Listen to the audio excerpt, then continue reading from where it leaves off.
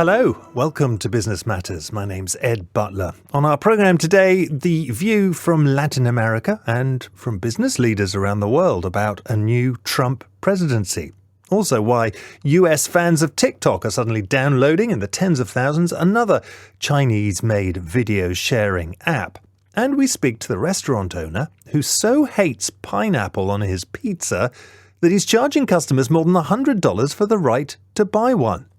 Now, joining me to discuss this and so much more, I'm delighted to welcome from Shanghai in China, we have the independent economist Andy Sher. Hi, Andy. Any food? Good morning, Ed. Any food decisions that make your blood boil? Well, I'm pretty open, but I hate greasy food. Okay, very good. A healthy approach from our man in Shanghai. Well, listen, we're going to hear from you both on that much later in the show. So I want you to store up any pet food peeves you may have and share those with us towards the end of the hour. First, though, our main story. The US President Joe Biden has announced plans to relax sanctions targeting Cuba just days before Donald Trump takes office. The move includes plans to lift the US designation of Cuba as a state sponsor of terrorism, for example, and to undo the order that had restricted some financial transactions with some military and government-tied Cubans. I'd like to bring in Andy now. It's interesting, isn't it? Here we have a measure from Joe Biden 1 week before he leaves office in response to a measure that Donald Trump introduced 1 week before he left office 4 years ago. I think that Trump and Biden have very different approaches. Cuba is a small country that needs global trade to have a good economy. So the sanctions obviously mean something. But on the other hand, the U.S. is facing this perception, at least, that it is competing against China for the hearts and minds in the Western Hemisphere, something that it has never faced before. So I think that Trump's instinct is to go hard on Panama Canal and so forth. But over time, the U.S. has to change its policy. If the U.S. has neglected the Western Hemisphere all these years and going about the world and spending trillions somewhere else, so I think that the policy is irrational and it needs to rebalance. So I think that it's just a matter of time, and when the U.S. leadership will come to their senses. Well, as you say, the incoming US President Donald Trump is very much center stage right now in terms of the thinking of everybody, perhaps including President Biden. Donald Trump, that is, has threatened to impose big trade tariffs on Mexico, for example, from next week. He said he wants to deport millions of undocumented Latino migrants from the US, and he's threatened to take control of the Panama Canal and rename the Gulf of Mexico as the Gulf of America. Some examples of his attitude towards relations with Latin America generally. Well, one area which is still unclear as well is, of course, the fate of TikTok within the United States. The US Supreme Court is expected to rule this week on a court case which essentially is banning TikTok in America. Following a hearing last Friday, expectations are high that the preliminary ruling against the Chinese-owned social media platform will stand. Meanwhile, American social media users have been migrating to another Chinese-made app. It's called RedNote, and it has this week become the most downloaded product on Apple's US App Store. It already has more than 300 million active users worldwide, mainly in Mandarin-speaking countries, China and Taiwan especially. So if the US Supreme Court does ban TikTok, could RedNote take its place? Andy Sher, are you a RedNote user? My wife uses it quite often. RedNote is probably the most useful app in China, and it's a great source of useful information. I would say this is the most useful app. accepted these communication apps in China. It's not just a combination of Instagram, YouTube, and so forth.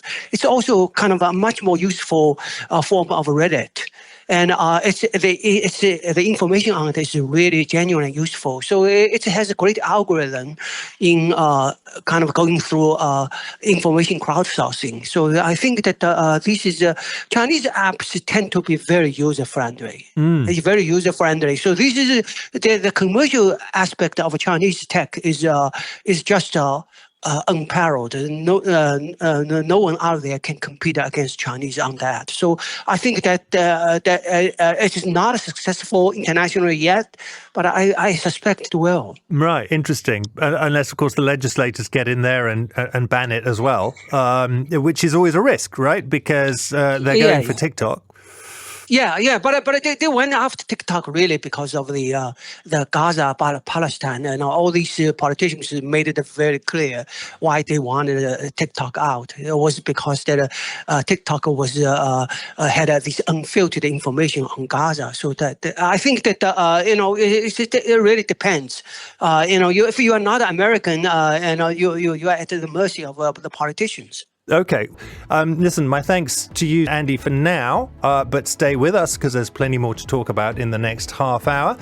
We're going to switch to the BBC Newsroom for a latest bulletin, but there will be much more coming up with me, Ed Butler, and Andy in the next 30 minutes. Don't go away.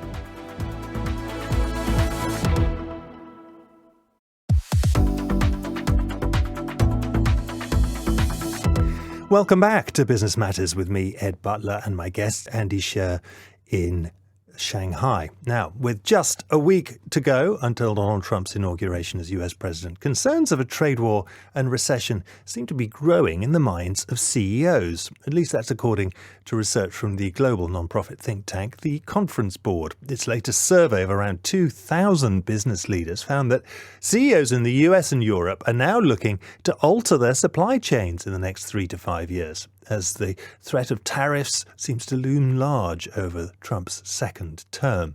Recession is also a key concern in the US, Europe, and Latin America. Although in Japan, more CEOs seem to be worried about labour shortages, around 2/3, according to the report.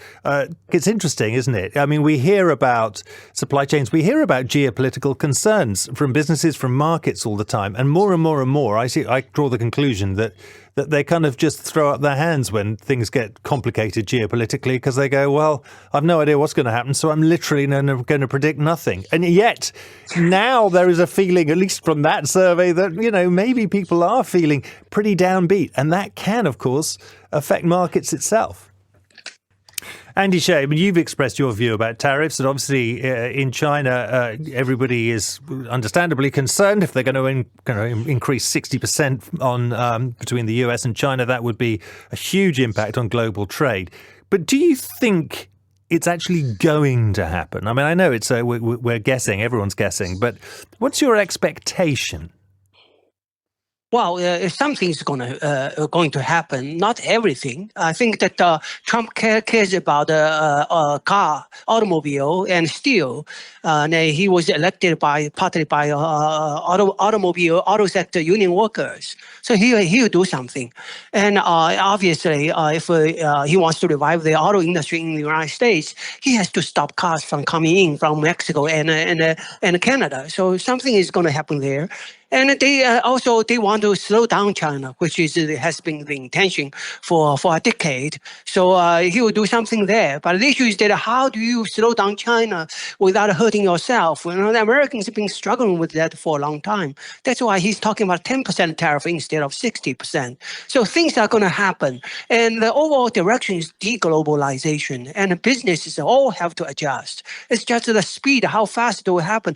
We are in the in a twilight zone, the new world is should be the biggest producer in the world. China should be the biggest consumer. Okay, China produces more than twice as much as the United States, but it's a much smaller consumer. So that's the contradiction. And when Chinese government finally comes to senses and to double the currency value and make China the biggest consumer in the world, then the world will become much more kind of peaceful place. Do you think China is ready politically to make that shift? Because obviously people have been waiting the last 2 years for that to happen, and it never seems to. No, the Chinese instinct is that we are poor people. We need to sell. Yeah. So this is like all the people who are leaders of China grew up during kind of a poverty. The people like us, when we were kids, we were worried about having enough food. So the issues that there are generational issues involved. We needed to, I want to look at the next generation. They don't save as much as the previous generation. So that's a good thing. So maybe you just need to the baby boomers in China build the country. Maybe you just have to wait for these people to go away. What's interesting here is Trump came in with his original trade wars or trade tensions, whatever we wanted to call them, in 2017, 2018 against China. And Mexico was a big beneficiary in a way, indirectly, wasn't it? Because Mexico has been, booming for many of the last few years because there's been so much offshoring, particularly of, Chinese companies into northern Mexico in order to go on selling to the US market. But Andy, you can't stop Chinese companies from relocating to other countries. I mean, they're doing it not just in Mexico, of course, Canada and Vietnam and Indonesia and so on. You have to have sanctions against every country almost to stop that happening. Yeah, everywhere. In China, the competition is so fierce. Right, everybody is living on edge. The hundreds of companies in every business, like in automobile. So what I hear is that everybody wants to go somewhere else. They think that the grass is greener there. So this is going to be happening big time, and I think that because China is so big, and when Chinese start doing something, the whole world can feel this is tsunami coming, right? It feels a bit kind of unstable. But could that be destabilizing for China itself? That would be destabilizing for China itself if people are starting to move and relocate their businesses everywhere else. Well, yeah, the issue is that there's too much competition in China. There's just too much competition, and I think that the bottom line is that China is producing a lot more than it consumes, and that is related to generational issues. It's also related to government policy. The currency value is too low. And the property collapse, right? The property crisis, which has meant that so many middle-class Chinese don't have any money. Yeah, so you basically have a 3% retail sales growth. Retail is growing at 3%, and exports are growing at 7%. That's basically the story. Andy, thank you very much. That's fascinating, Andy. Now, I want you to listen to this. The Japanese city of Kyoto has announced plans on Tuesday to hike taxes applied to accommodation in the city. Japan's ancient capital is seeking to assuage local grumbles from locals about there being too many tourists in the city. Lured by its myriad sights and a weak yen, Japan has seen foreign tourism numbers explode in recent years, with arrivals in 2024 expected to have hit a record of more than 35 million. Andy, your thoughts? Yeah, I think that first, it's a business. When too much business is not a bad thing. Okay, so I think the issue is how to manage it, and tourism, Japanese tourism has tripled in a relatively short period of time, more than tripled, and less than 10 years. So obviously, a lot of things have not caught up with the demand, and there's a scope for investment. So I think that the government needs to turn that into a growth story instead of like we cannot handle that many people. Japan has 200% of the national debt, and Japan really desperately needs more money. So a business like that, if a 10% tax is not enough, maybe 20%. The government needs the money, but the problem is that Japan has been attracting tourists who don't spend much, because the people go there because of the cheap yen. The currency is so low. But so the issue is that if you put 10% tax on hotels, but a lot of people may make day trips.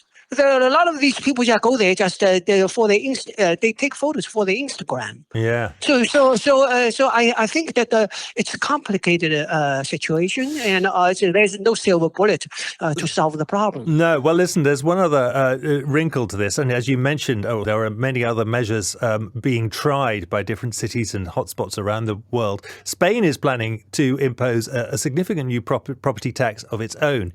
But this is one on non-EU residents buying homes within Spain. Prime Minister Pedro Sanchez announced the measure as part of a package aimed at addressing the housing shortage and making housing more affordable, he hoped, at least for locals.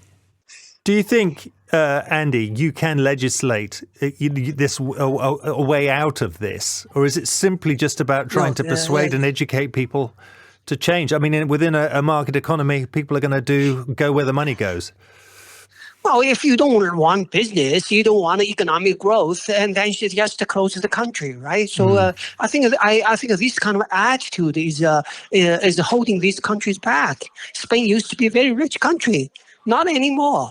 So for the prime minister to say 20-some thousand of properties bought by foreigners, wow, that's a catastrophe. I wonder why why does he want to be the prime minister of Spain? How much does it take to build 20,000 extra properties? So this is a kind of a politicians. It's a very hard to understand, and I see people like that in many countries. And when they have problems, they complain, they blame the world and so forth. But they need to look at themselves. Okay.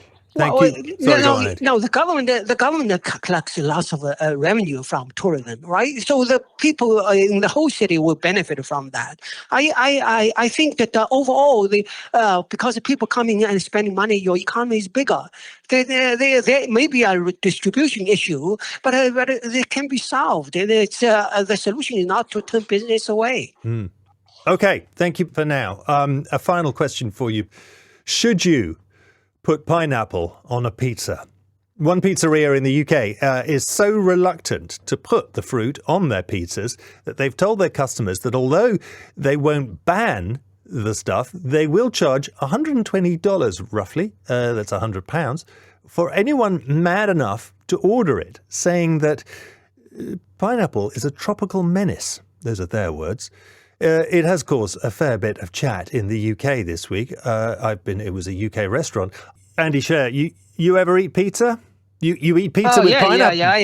Yeah. Oh, well. Does it have pineapple on it? I did it in the United States, but there are all kinds of pizzas in China. I think this guy would really get upset. He would be crazy, would he? Yeah, it'd be crazy, Chinese Italian restaurants are owned by Italians. They cater to the market, right? So they put all kinds of stuff like a mango, whatever, So I think that the issue is that the kids like it. I don't think I'm not sure about grown-ups. Kids eventually grow out of it. Yeah. Andy Scher, he's an independent economist based in Shanghai in China. And that's just about it for today's edition of Business Matters. Thank you all for listening. I hope you enjoyed it as much as we did. There'll be much more from us and the team coming up this time tomorrow. Do stay with us. There'll be more coming up from the BBC Newsroom. For now, take care.